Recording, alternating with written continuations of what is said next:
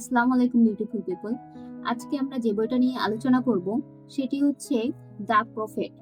The prophet এই বইটি মূলত 1914 থেকে 1918 সালে প্রথম বিশ্বযুদ্ধের সময়, যে সময় বিভিন্ন রাষ্ট্র যুদ্ধবিধ্বস্ত এবং যে সেক্ষেত্রে অনেক মানুষ দেখা গেছে কেউ তার চোখ হারিয়েছে, কেউ তার পা হারিয়েছে, এভাবে মানবতা একদম চরম পর্যায়ে পৌঁছে গেছে। ঠিক সেই সময় লেখক এই লেখাটি লিখেছিলেন এবং এই লেখাটি মূলত লেখা হয়েছে দেবতার পত্রবাহক হিসেবে। এবং এখানে জীবনের বিভিন্ন, এই বইটাতে জীবনের বিভিন্ন অংশগুলোকে আপনার পর্যায়ক্রমে আলোচনা করেছে, যেরকম জন্ম, মৃত্যু, বিয়ে, তারপরে পেইন। এই বইয়ের যে তিনটা পার্ট আমার সবচেয়ে বেশি ভালো লেগেছে, তা সেই তিনটা পার্ট নিয়ে আমি আপাতত আলোচনা করতেছি।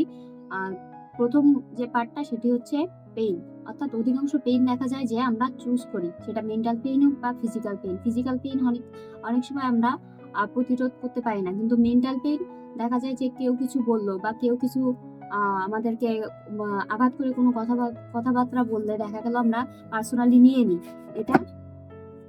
এটা আমরা মেইনলি পেইনটাকে চুজ করতেছি। তো এই জিনিসটা আমার কাছে খুব ভালো লেগেছে।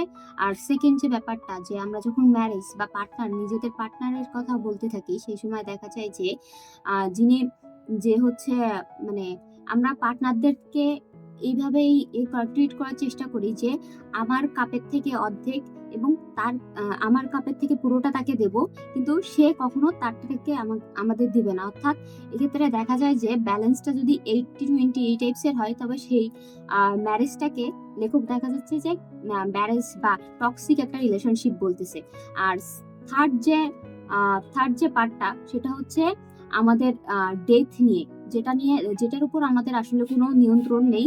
এবং এই কথাটা সত্যি বিবেচনা প্রতিটা দিন শুরু করতে পারি, তাহলে দেখা যায় যে আমাদের জীবনে এগোনোটা অনেক বেশি সহজ হবে। বেশি ভালো লেগেছে, আমি সেই তিনটেই আপনাদেরকে বলার চেষ্টা করলাম। আজকের ভিডিও এই পর্যন্ত। সবাই ভালো থাকবেন।